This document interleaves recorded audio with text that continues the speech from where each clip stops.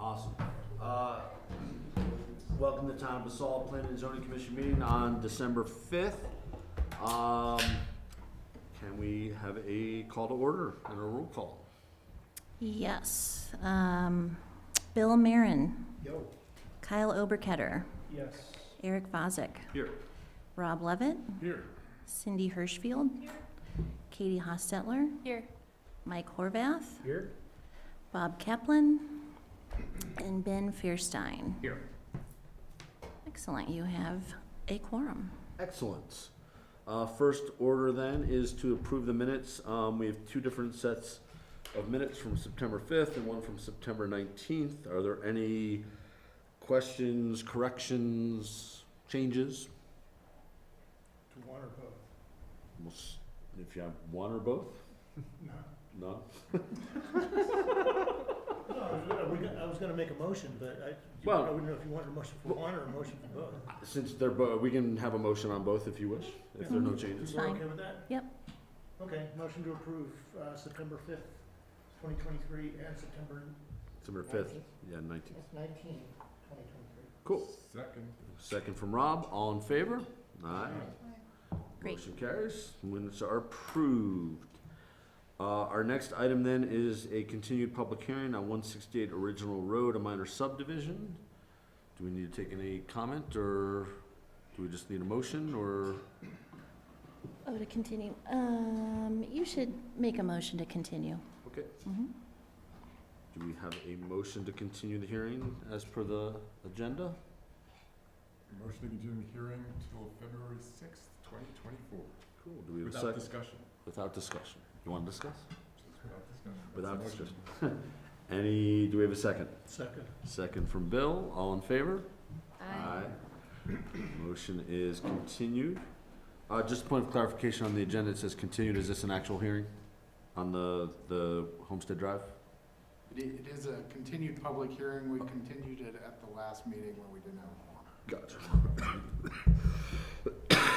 Excuse me. Excellent, so our next item then is a continued public hearing on 159 East Homestead Drive. I'll leave it to staff to introduce, please. Yeah, let me please share the screen just a second.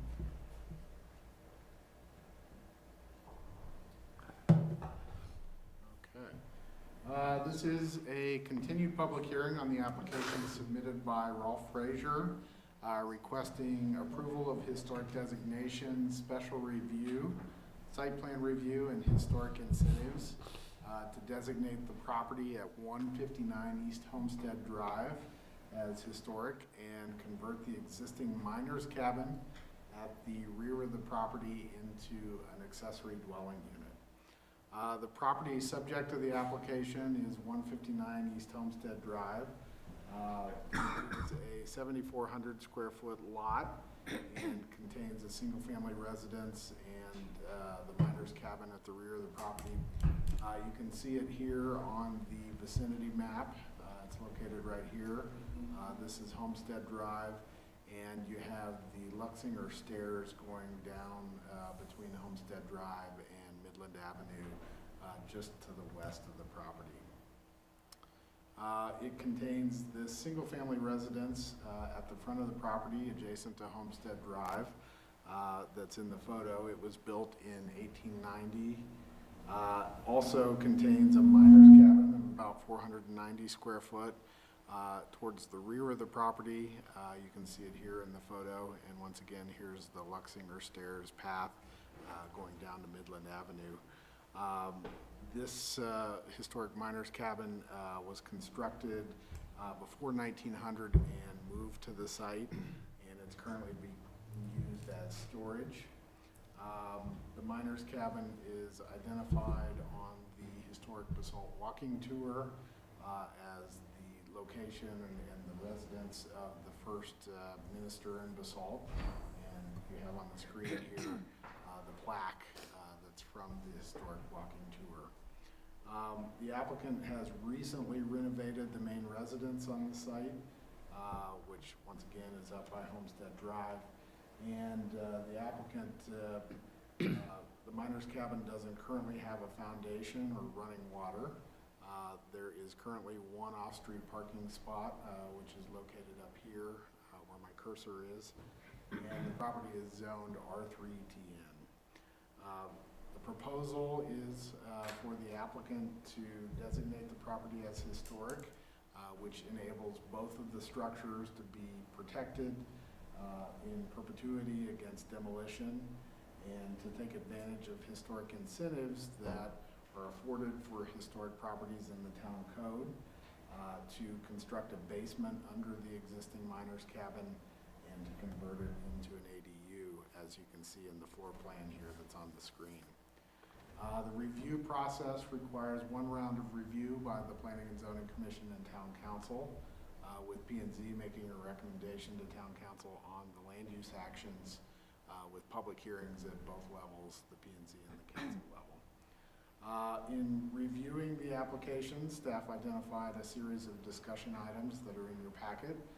We also have them on the screen here. They include consistency with the master plan. Staff outlined a series of goals and objectives in the master plan, in the staff memo that encourage preservation of historic structures, as well as incorporating accessory dwelling units into the fabric of existing neighborhoods, both of which staff believes are exhibited by this application.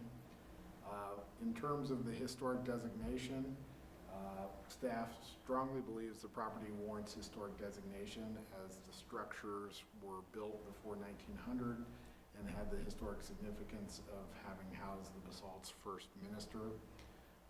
Also, staff finds the proposed renovation to the miner's cabin to be consistent with the historic integrity of the property and the structure, as the applicant will be removing an addition that was done in the 1990s and returning the structure to the traditional form, as you can see up here in the proposed drawings. Additionally, the basement is proposed under the miner's cabin to structurally help firm up the structure, since it doesn't currently have a foundation. You can see that here when you stand on the stairs path and look at the structure. It's shown in this photo. And then, you know, in terms of historic incentives and consistency with the R3TN zone district in which the property is located, the applicant has requested historic incentives to vary from the dimensional requirements to construct the basement addition and convert the structure into the ADU, in that the property is slightly under the 8,000 square foot that is typically required of the R3TN zone district to have an ADU, but from the code provisions for historic designation and historic incentives, that is permitted in terms of variation from the dimensional requirements. Additionally, the applicant has requested historic incentives to go over the maximum ADU size that is allowed. There's a couple hundred square foot proposed to be over the 1,000 square foot maximum ADU size for the cabin. Staff also believes that the preservation of the two historic structures in the designation is paramount over the off-street parking reduction. Off-street parking reductions are allowed through the historic incentives, and the applicant has requested an off-street parking variation. Other discussion topics included the snow and ice mitigation. Because the Luxinger Stairs path runs just to the west of the property, for many years there's been an issue with ice coming off the roof of the structures and falling on the path. The applicant, in doing their renovation on the main house, has put up snow rails as well as a gutter system to help prevent that on the main house, and you can kind of see the system that's in place. And Public Works felt that this improvements to the main house has really helped in terms of mitigating and reducing the icing on the stairs. So the applicant has proposed to use a similar technique on the miner's cabin. And these have been reiterated in the conditions of approval to help mitigate the issue. Related to the deed restriction, the applicant has proposed to deed restrict it such that one of the 2 units is occupied by somebody as their primary residence, and that's reinforced in the conditions, and it's consistent with the ADU requirements in the town code. Other topics included the construction management. The applicant has outlined the process of underpinning to put the basement under the cabin, and the applicant can speak more to that process. They may need a temporary construction license from the neighbor to the west because the Luxinger Stairs path is actually on the adjacent property, and they may need to get back here to fix up the side of the cabin. So there's a condition in the draft conditions that would require that they obtain that prior to issuance of a permit. Also, there's a condition that the applicant limit to the extent practical the use and the closure of the path area, this public path, during construction. They can utilize it to a certain extent, but staff would like them to limit that if they can. And then finally, other topics included the waiver of fees. The parkland fees are automatically waived through the designation of the property as historic, but there's also a condition that's included related to a waiver of the school and dedication fees. The applicant has made that request, and that has been granted in the past as well on historically designated properties. So staff would recommend this evening hearing from the applicant team and then asking questions of staff and the applicants and then taking public comments because it is a continued public hearing. Ultimately, staff would recommend forwarding a recommendation to the council of approval on the historic designation and the special review requests. We have the applicant team here this evening. We've got Rolf Fraser. Rolf, would you like to come up to the chair there and introduce your team and provide any comments here?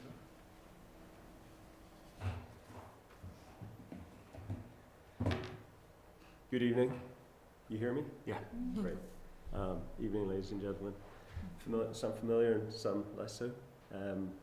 My name is Rolf Fraser, and my team are Noemi, my much better half, and Katie and Seth from Z Group, who you are no doubt very familiar with. James's presentation is extremely comprehensive. Some of the documents in there are provided by the 4 of us, so I'd be very happy to take questions of any of the details. I can expand on anything or explain anything that I may not have made clear in writing. Great. Start with you, Mike. Any questions? No questions at this time. Kyle? Nope. Probably, James, does the deed restriction run with the land? Deed restriction would run with the land, yeah. I have a couple questions. First one's for staff. Is the historic designation just for the cabin, or is it for both structures? It's for the entire property. The entire property? Yeah, designates as a property. And my next one is, this is kind of a technical question, but it's hard to tell from what was shown or what we had to look at. Is the cabin sprinkled? Because it's awful close to the rear property line. And I would think the fire marshal would make you do that. The fire marshal provided comments. It's not sprinklered currently. I figured it isn't, yeah. Yeah, of It's course. not a lot currently. It doesn't even have running water at the moment. The fire district has not required it to be sprinklered as part of their comments. Yeah, okay. Cindy? No questions. Kate? No questions.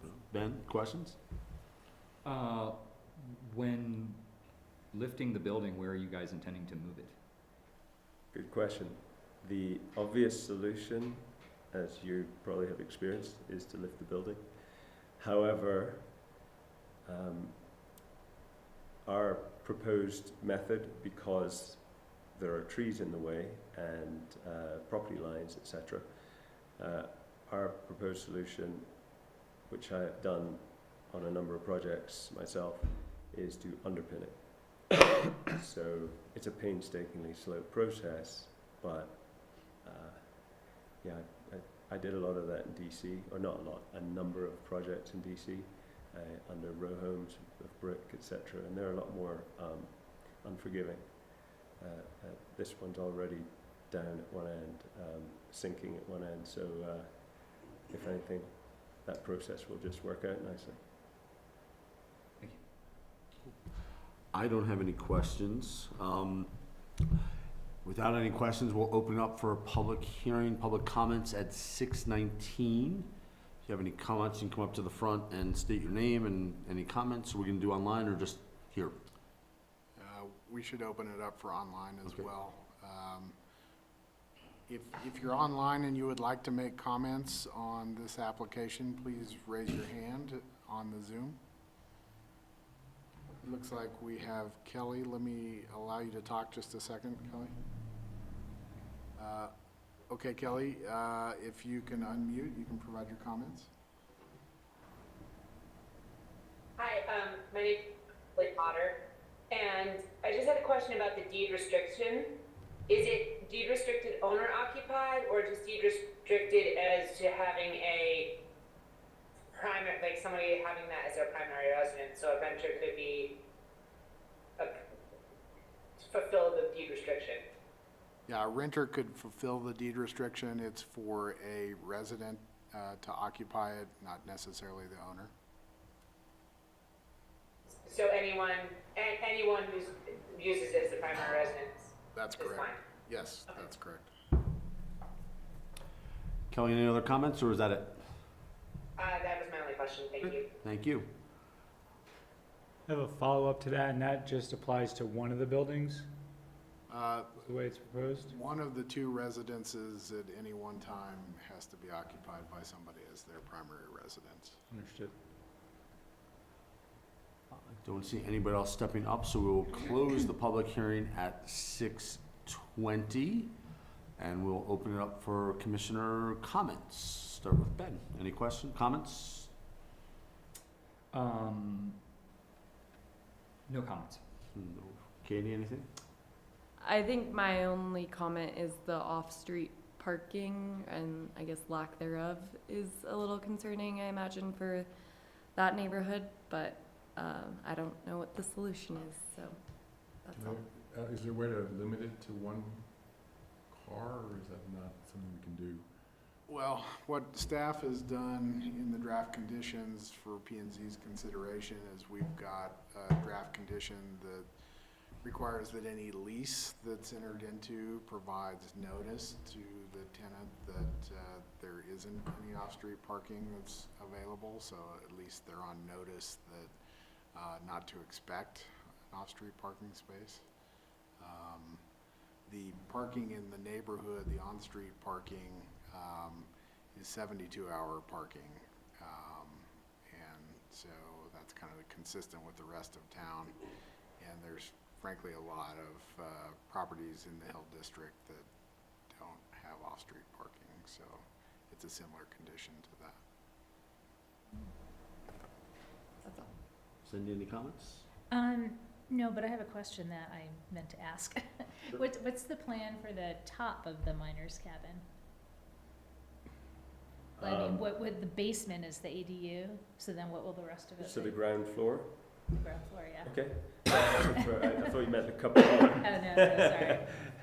I was going to ask for suggestions, but yes, so for the ground floor, the proposal is to maintain the existing cabin and just improve the 90s section in exactly the same space. And so from the street, you're going to see exactly the same thing. Our intention at this time is to paint it the same color as the main house, which Noemi insists is eggplant. And so same size windows, doors, etc. The bit behind the juniper is the bit that will be improved. You can't see the carbuncle there from the 90s, but it's awful. and it also somehow doesn't have foundations. So the way it will be laid out, thanks very much, James. So internally, it will be a kitchen and a bathroom in the middle, and at the rear, a bedroom, which could also be an office. And and then at the front is not a particularly large living room that spills out onto the south-facing little deck. And so we're trying to encourage that outdoor living, and it's so the gable end is about the only thing that is no longer historic, but that's right now it looks very strange. The current roof is about a person and a half high. I can't stand up on the ground level, and I've hit my head so many times upstairs. So this is a depiction of what it looks like now, and the removal of the 1990s addition is this area. We did have some ideas of making it very different and making it all glass, and then I realized it's south-facing, and we know how hot the sun is here. I didn't know how to mitigate against that, and so what Katie's designed, I think, is a good nod to, on the sides, it looks the historic part, and just the gable end is a modern use of the space. And then that'll just be for homeowner use, it'll only be the bottom that's rented? No. So this is For apartment. The whole unit. Oh, this is one whole unit. I and get it. I was thinking the basement was gonna be an No. ADU, that's, Mhm. okay. The whole- So on the Okay, that's property, nicer, our thanks. house is at the top of the hill, this is at the bottom. Got it. Yeah, so the way we've designed it is that it looks away from the other property. It looks towards a brick pony. So it's private in that regard for whoever, if it's a long-term let, and it doesn't disturb the top. Okay, thanks. I wish I could afford not to let it out. Bill, comments? Yeah, I would not, a couple of comments. First off, as someone who's lived in that neighborhood on and off a bunch, and I was the last resident of the white Victorian 2 houses to the east before they tore it down for no good reason whatsoever. I think that whatever the town can do to get a historic designation on this is worth it. Parking troubles aside, you know, I just don't see that as a big issue. And, you know, I'm all for it in every regard. Also, I think the Putnams would be real proud to have this with their house. They love that house. And, Clearly. you know, it's good for them. Thank you. Rob? I think that preserving old historic buildings is what we're here to do. I'm very happy to do it, and in fact, we can actually add it to our affordable, or at least local housing stock, even better, so, yeah, I applaud what you do.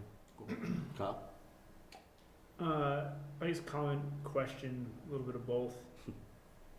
Theoretically, the applicant could come in, and if they wanted to build an ADU and didn't need the historical house on site to qualify to be able to build the ADU, because they're already out of compliance with what's required, to come in anyways to ask for an ADU. So they're kind of going above and beyond and trying to keep the building, which is actually way more expensive than if they were coming from scratch. Okay. Thank you, Carl, yes. I just want to Very good summary. If I may say, I purchased the house because I really appreciate the historic features, and hopefully did it justice, both inside and out. There's very little left. No, there's nothing left on the inside, save a net curtain and a scrawny bit of wallpaper stuck to some wood. We found these newspapers under the 9th and the 8th layer of flooring in the kitchen when we were renovating. And if you take a look, we brought them because James thought you might enjoy it. He'd seen them when he did his inspection of the main house. So one of them is from 1911, and the other one's 1918. As you see, Huns sink 39 ships in Britain. Wow. That's where my grandmother's from, actually, Orkney. Anyway, that's an aside. So I like the old house, and I'd like to do the right thing by the cabin. There's we've got to put some foundations there, as you know, so otherwise it's just going to slide down the hill. And so it's intimidating how much it's going to cost, but hopefully we can break even at the end. Mike, comments? Yeah, I think you guys did a great job with the upper house. I walk past it almost every day and admire it. And so, I think doing the same thing with that miner's cabin's a great idea. A couple questions. Do they access through the front? Will they access off the stairs? So it's a great question.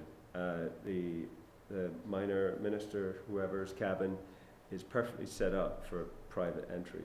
So the only part that you walk past every morning is the window and the door and the window. So that door will remain the front door. Okay. And that, if I may stand up and show you, that's why we propose to put this here. But that is not here currently. But it is the old-fashioned way of shedding snow and water from our front doors. So I requested that we come up with a solution like that, and I think that'll help not only people getting in and out, but it'll help with how I mitigate against the snowfall and the ice that you probably enjoy. Is there any plan at this point on like lighting to enhance that path at night at all? Is that something? Are you asking from what I might Yes, do? both parties. My goal is to put some solar lighting that will help with the park. Okay. But I don't want to attach anything to that until we have to we're going to keep as much siding as we can, but the roof will need to change and so on. And the locations of such lights are to be determined. It was on my to-do list for further up the hill. I just didn't get to it, so I'm sorry. Unless you want to give me some and I'll put them up. Put them on the fence, put them on the wall, but I haven't picked any out yet, and I'm not asking. Town staff has had discussions about improvements to the Luxinger stairs for some time now. We, this year, did improvements to the railroad tie, kind of buffering around the stairs. They were getting pretty rotted out, so town staff is looking at further improvements to the stairs. Okay. No further comments. Excellent. I don't really have anything to add. I think it's a great idea. It's good for the town. It's well thought out. Mm-hmm. With that, do we have a recommended action?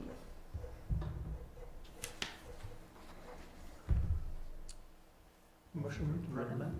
You do it. Motion to approve as amended by staff. Mm-hmm. Second. Second from Bill. Do you want to do a roll call or just a voice vote? This is a resolution. We'll do a roll call. Okay. Kyle Oberketter, Yes. Eric Vazek, Yes. Cindy Hirschfield, Yes. Katie Hostetler, Yes. Eric Horvath.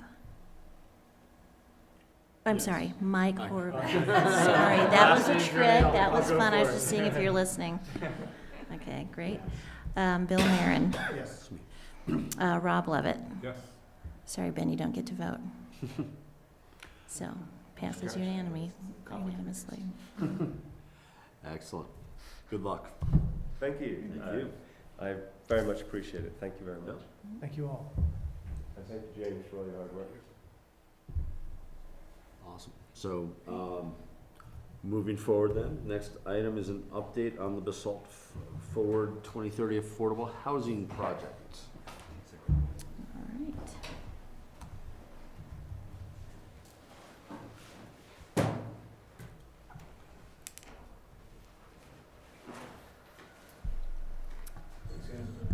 you. Thanks. All right. Yeah, James, if you want to pop that presentation up there. So this is an update on the affordable housing bond initiatives. And these are based on the town-owned properties that we have. So we'll walk through some options for the town-owned properties and next steps. It's pretty cool. We have 3 town-owned properties right now that we're looking at. Willits Parcel 2E, the Willits Rugby Field, and we have 4 lots in Stotts Mill. So this page kind of represents what could happen, and I should back up here and tell you that we have a bond initiative was passed for $6 million for affordable housing use. We've spent about $800 for the 4 lots in Stotts Mill over the last couple years, so we have basically 5.2 left, which means that we're going to have to leverage those bond monies to do anything, which is a big part of this conversation. But so these are kind of some very generalized development scenarios for each of these properties, and what we'll be doing is taking this to Town Council on December 12th for a work session to kind of prioritize which projects, the order of the projects and how they might go forward. So we'll go on to the next slide. So we'll just kind of do a quick walkthrough of each of these 3 properties. Parcel 2E, which I now kind of refer to as the parcel across from Takaw, because there's too many parcel numbers around the world, is across the street from Takaw. It's a vacant site right now. If you can imagine standing outside of Takaw looking that direction. The opportunities here are to do sort of a mixed-use development. This property was identified for a large daycare facility, childcare facility in the master plan. And for the last few years, Blue Lake Preschool has been working towards fundraising and doing a design for a daycare center there. It's been pretty clear that they're not going to be able to do that financially on their own. And so staff is recommending that this project go forward as more of a mixed-use project with housing to maximize the site. Initially, the daycare was of a significant size, which has been estimated at anywhere from $12 to $18 million. It's been pared back significantly to reflect something of the size that's in Stotts Mill. And then we're kind of working through, we're not at the stage yet of doing any site planning to get to real numbers on the number of units, but certainly kind of following that idea that the footprint of the daycare and having housing on top would maximize cost efficiencies and space. So that's something we're going through right now. Eagle County has been interested in participating on that project. We don't know exactly to what level yet, but they're working through that as well. Staff has just applied for a Tier 1 DOLA grant for planning and engineering services on the site. So what that does is basically helps us pay for site plan design and going through a land use application process with plans, and that's it. It doesn't commit us to construction or not. But it helps us pay for some aspect of the project, since really going to be guarding our little 5.2 million pennies closely for these 3 projects. What else do we have on here? And then going forward, we could, as the town, decide to apply for the Tier 2 grant, or we could decide there are other better grants out there. The Tier 2 grant's capped at $2 million, so it's not going to get us that far for this particular project, but it's available. That's this parcel. Is there 2 questions? Mm-hmm. Do we have a definition of what we call attainable housing? We do. We have a whole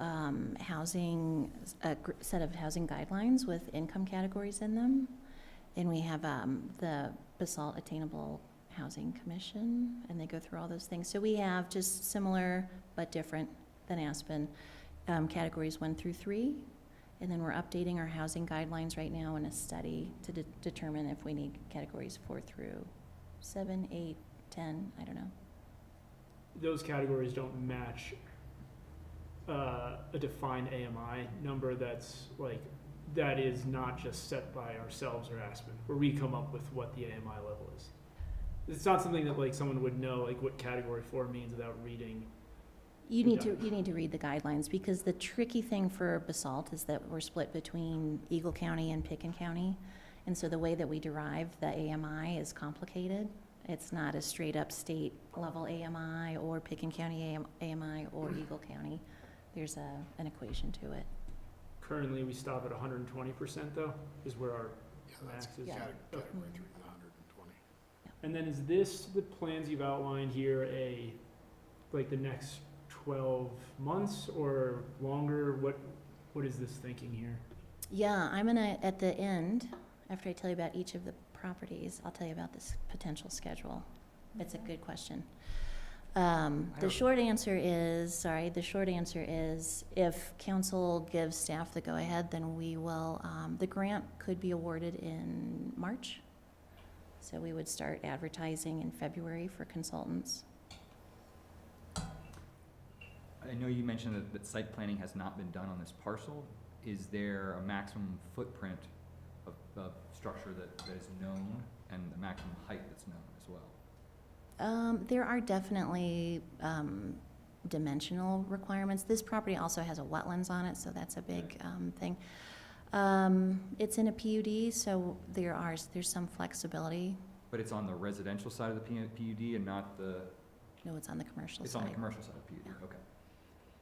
And, you know, there has been some site planning that was previously done for the daycare facility that Mhm. was identified for Blue Lake. And it was significantly larger than kind of the footprint of the Stotts Mill that we're looking at. So we're kind of talking about scaling down the footprint, I think, generally. Because it backs up to the homes that are along Mhm. that cul-de-sac or that loop there. But the front side is the 3-story apartments. No, if you were, These are It's the 1 block away from the 3-story the apartments. Willits Row homes But right here. You're in the same, yeah.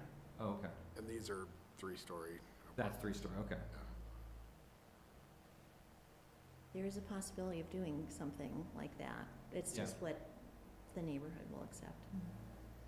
And the wetlands kind of, Neighborhood, Well, you have single-family neighbors on the back side of the fence. but is it something that they actually vote on, or? They'll make their voice heard probably. What's They the don't what's the need to zoning? approve it. No, Okay. No, but they can not make everyone's technically. life really I'm hard. Well, the way she said it, I didn't know it was gonna go to a referendum. They're stakeholders. I had a quick question. Can you remind me, did the town buy this parcel, or was it given to the town as part of the Willits PUD? it was part of the negotiations in the Willits PUD. Yeah, thanks. All right, so that's that one. Where do the wetlands go? The wetlands are along the fence. Yep, on the Okay. Yeah, on the southern side Kinda- of the lot, yeah. It's like Here, here. see that?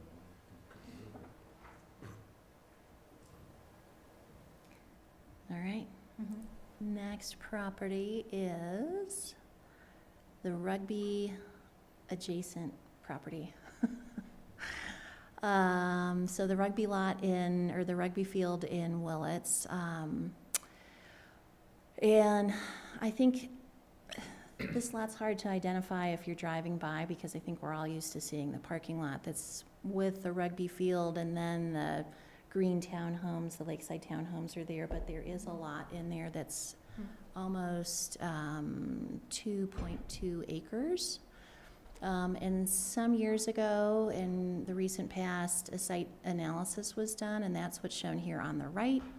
I think that was 2018-ish. Yeah. And that showed a potential density of 12 units.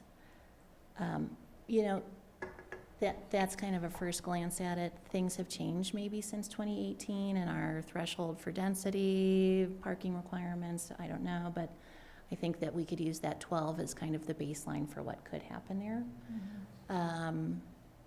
And so, again, this is something that we would have to take forward and actually go out and hire a consultant firm to actually develop the plans, the site plan, and go through a land use application. Both of these properties will be required to go through land use applications. So, that is part of the process on either of these, so there'll be design time plus entitlements. Wasn't that slated for daycare at one point? It was originally, it's called Parcel 9 of Cypress Meadows. It was originally slated as daycare, and then it was opened up through some prior amendments, I think, to be either housing or daycare. So, when Parcel 2E was identified for daycare. So there's that one. And then the last property, which is a little more straightforward, there are 4 lots in Stotts Mill. These 4 lots were initially purchased with the intent of developing housing for town staff on there, chief of police, public works, those sorts of things. I mean, truly any staff members, but that was the intent there. Right now, staff is proposing that 2 of the lots get developed with modular housing units, because we think we can get that accomplished in a reasonable budget, and then maintain enough of the housing bond initiative money as grant matching for Prop 123 or other state grant initiatives. So that's a big question for council on whether they agree with that priority or not and want us to go forward. We know that there's modular construction happening over there on some of the lots already, and that's a quick, fast, and hopefully quality product that's going on right now. We'd be looking to do something similar. And that would net us some immediate housing while the other projects are going through the planning phase. So those are those. Is there an immediate need for staff housing? There's a lot of concern about some of our department heads retiring and being able to recruit their replacements and not having housing for, like, a chief of police. He's probably not going to move into a studio unit. It'd be hard to recruit. I don't have plan here. We don't have plans of him retiring right away, but I use him as an example because it's imminent at some point in time. Yeah, and the last, maybe the last slide, almost last slide. Yeah, so we'll be pursuing lots of creative ways to finance these projects. Both Picken and Eagle counties have demonstrated that they would like to help the town go forward with our housing initiatives, and both are recipients of the Inflation Reduction Act funds and have monies left over that they're looking to invest. So we'll see where that goes when we get to that point. And certainly there are lots of DOLA and state grants available right now and Prop 123 money that we're waiting to hear the details on before we apply. And then the last slide really is the schedule, which is very much a draft. And this is where, if we were to pursue development of those 2 lots at Stotts Mill first, that I think is the gray line on top. Well, we've applied for the Tier 1 grant and would hope to learn about that in February or March. Have a consultant team on board for the daycare center affordable housing project, plan that out and go through land use process during 2024 and then hopefully break ground in 25. And while that's going on, we would be able to pursue development of at least 2 of the lots at Stotts Mill by going out for a design build RFP with the modular contractor. So, Is Blue Lake now doing the childcare at Stotts Mill? Are they the Yes. ones? Yeah. So it's more, they don't have to raise as much money to get in that one at Stotts Mill, as because you said the cost was prohibitive at Willets? Yeah, so at Stotts Mill, we advertised for any daycare providers or childcare providers to operate there, and they were the only submission. And then we applied for a grant, and were awarded $800,000 in grant monies to build out the space. So they've been an excellent partner for the town in creating that operational partner. Why only 2 of the 4 units at Stotts? Well, we're assuming that that construction would be probably 1.5, and only have 5.2 in the bank. Two lots, 1.5. We are investigating partnerships with other projects right now that are potentially going modular, Yeah. where we would be able to order our boxes as part of their run and maybe get a lower price, but I need to bank on the worst case scenario that that's not gonna work. And these are the 6,000 square foot lots? 3,000. These are 3,400, 3,500. What would be the square footage on the houses? 2,000. With the partnerships, have you talked about a Basalt Vista kind of partnership that you've done in the past, and work with Habitat and work with Pick and Eagle, if you can get them involved? I know they weren't, and Habitat, the school district. Is there any? I haven't gotten quite to that step yet, no. I mean, just to me, the 2E parcel, especially, you're already working with Blue Lake, you're working with Eagle County already. It might just be you have a model already that's kind of worked. And if I don't know if the idea is to do housing at that point for the preschool staff, but I mean, I know the school district's always looking, so. For sure. That's a good point. Does the rugby field not have a timeline? Did the dates just not show up, or it's just past 2025? I didn't put a timeline in there because, 2 things.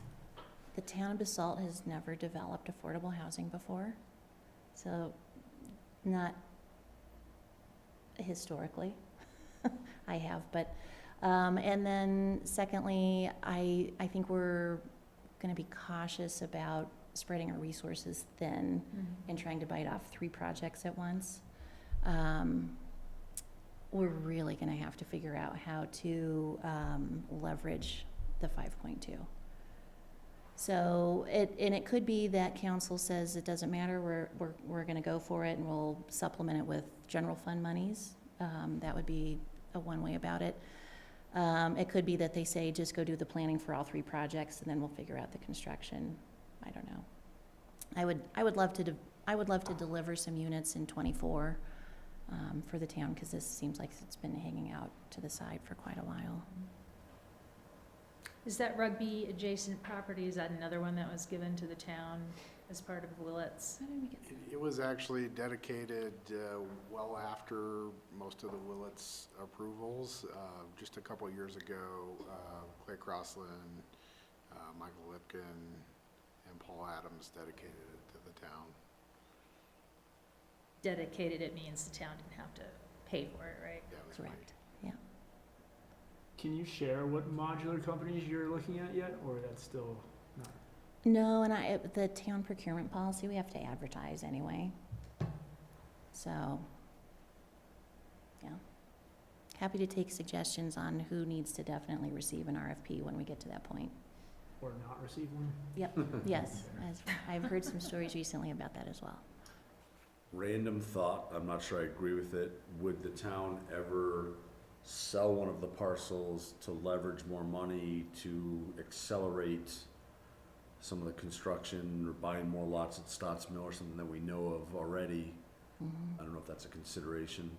It's a good point, and actually, we had a BOC member ask us that. I think that each of the properties are deed restricted, that the town wouldn't be able to do that. Well, the four Stotts Mill lots. Would are- be, but yeah. But they're deed restricted, or? Yeah, the Okay. 4 Stotts Mill lots are. Gotcha, but one of the others, maybe not. Yeah, I think yeah. I know it gets complicated, it's just a random thought that popped into my head. Mhm. Yeah, I think the opportunity for doing some public-private partnerships is huge. And that will probably be the next step we take once we figure out the priorities. I mean, Basalt Vista's celebrating, I mean, it's a great project, so if we can do something similar, it'd be nice. Yeah, the time has sort of passed where you could, just for free land, do tax credit financing and make it pencil out. You can't do that now. Yeah, and thanks for bringing up tax credits. We looked at the potential for doing that on these properties, but really the threshold number is 30 units, and we just can't guarantee that we're gonna have that. So, Yeah, you used to be able to do it for 10s and 12s and Mhm. stuff like that, but you can't anymore. I mean, not that we wanna shoehorn this, affordable housing, attainable housing on size, but, I mean, we could look at thinking outside the box and doing small homes or something, maybe at one of the parcels to get more units. I don't know what the interest level on that might be, but I know, we've had success with that too in town. When we did the public outreach for the downtown master plan, the interest in that was huge, just huge. It was actually shocking. Some people were interested in like micro studios and And tiny houses. I'm just saying, we have a little model of that, obviously close to the rugby adjacent already. It wouldn't be that far-fetched to think of something like that. What's our model, what model are you referring to? Well, Tico. Tico has. Tiny homes. Yeah, different. No, I know, I'm not saying it's the same, apples to apples, but, there's something out there that we can look at. well, one thing we'll be using to help guide us on what size of units and what AMI and rental or ownership or all those things is the updated housing study that we're going through right now. That study's both surveying existing residents of deed restricted housing. It's combing through all of the financial data and the census data and all of that just to give us an updated snapshot on where we are and who needs housing and what income levels and as we all know, that our population is aging and how big are the families or not and what's changing there. And so that'll really help us shape some recommendations for each parcel, determining if they're different or they're similar or where we go. Those Skiko houses at the KOA, that's like borderline man camp. Yeah. It's like only slightly civilized. Fair. Well, I think Just it's, an I mean, idea. it's all seasonal, right? It's still shitty. It's really a terrible. Well, yeah, but I mean, if there's a difference between hiring somebody and saying, we have a place for you to live for the season versus trying to get somebody who Yeah. wants to live there beyond. You get a know? better deal if you join the army. What's our goal by 2030? What's behind the Forward 2030 name on the affordable housing? Well, it was just, that was the name of the entire bond campaign. So it was For this all bonds to forward take us to 2030. I think. 2030 to plan through 2030 for the most Okay. part. And the bond has to be voted on again for 2030 onward? No, not necessarily. That was just, the name of the funds. The funds don't really have a sunset date for the most Okay. part, but generally, it's, I think, been anticipated that the town would at least try to use the funds, within close proximity to. And those bond initiatives include the Midland Streetscape, affordable housing, and then the green initiatives, so. There's additional use of DOLA money for soft costs? Hopefully. Yeah, we've submitted the application, we're crossing our fingers. And that's in addition to the additional Tier 2 grant that is possible as well? Yes, yeah. And I think the Tier 2 grant is probably hopefully our worst case scenario. I think there are bigger grants out there, so, yeah. Do we have any housing in our stock, like single family or townhomes that have any appreciation cap? We do. the Valley Pines affordable housing units, there's, I believe, 8 units in Valley Pines that are for sale units that have appreciation caps. The Basalt Vista units are, a percentage of those are for sale units that are managed by Habitat, and they have appreciation caps on them. Those are really our only for sale units in our inventory. There's also one in the Southside Townhomes as well. That's a for sale unit that's got an appreciation cap. I would just recommend more of a for sale with something. I know it's really hard to make that work, but it's like, to see what the Lakeside Townhomes now are being potentially sold at, like, Aspen will just continually to drive the Basalt number higher because it's the closest thing. And I mean, when a pretty crappy townhome is on the market for 1.2 million, like, you've lost everything. The problem with for sale units is builder's risk. And so you have to, like, if the town has to maintain like a infinitesimal interest in it to shield it from builder's risk claims. I mean, it's an option, right? I mean, Aspen does it all the time. It's tough. That's I get okay, it, right, yeah. but it would just be nice for that to. But for like all the contractors and engineers and architects, it's like, oh, the insurance company will flip out if we do it. Yeah, it adds cost for sure, but not having it is also a cost. Yeah, I'm for the for sale part, for. No, but I'm just saying not providing that within the town is also comes at a cost if you don't want to do that. That's my presentation. You need anything else from us at this No, point? you're just updated. So next thing then would be commissioner comments and staff updates. Comments, anybody? James, can you pull up the historic plaque from the previous presentation? Yeah, sure. Just a minute here. Pay attention.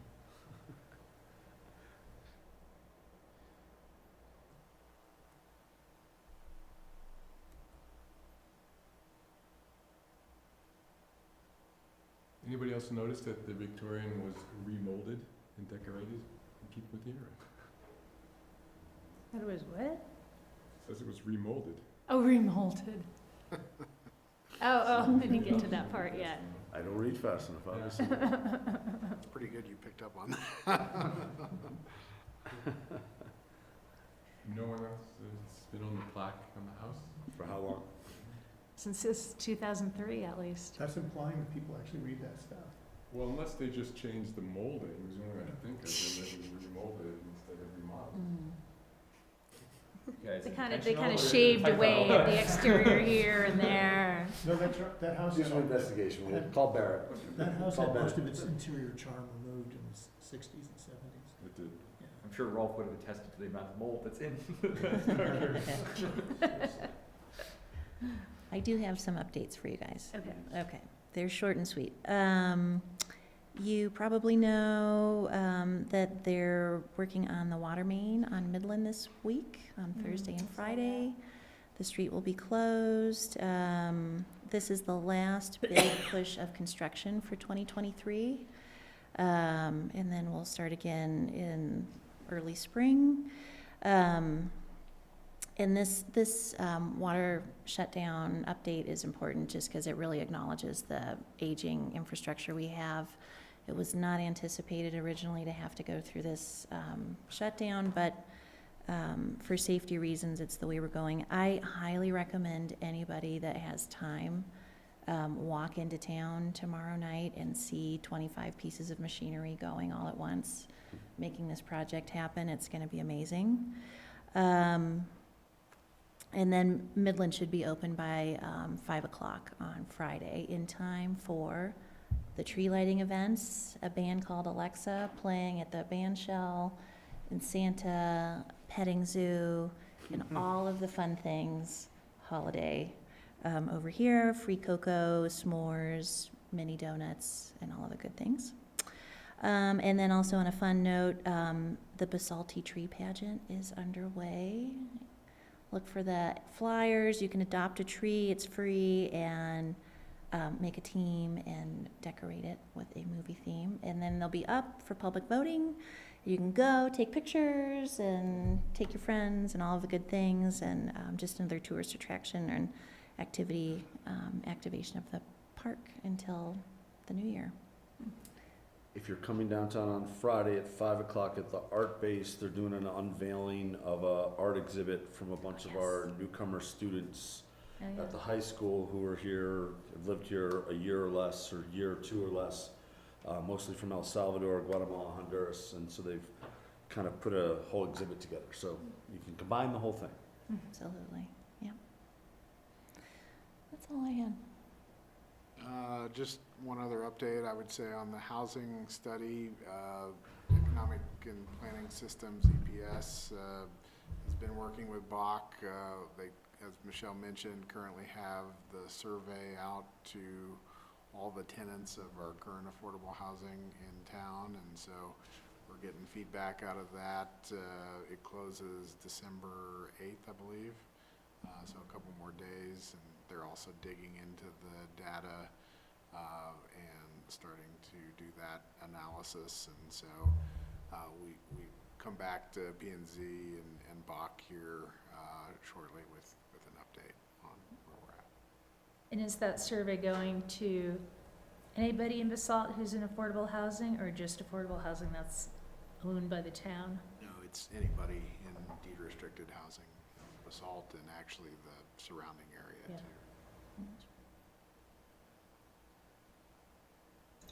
Cool. If nothing else, is this the last meeting of the year? Or are we having a meeting in 2 weeks?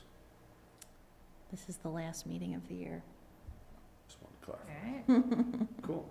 On that note, do we have a motion to adjourn at 7:05? Motion to adjourn. We have a second. I'll second. Second from Cindy, all in favor? All Meeting is adjourned. right. Thank you. Work, everybody.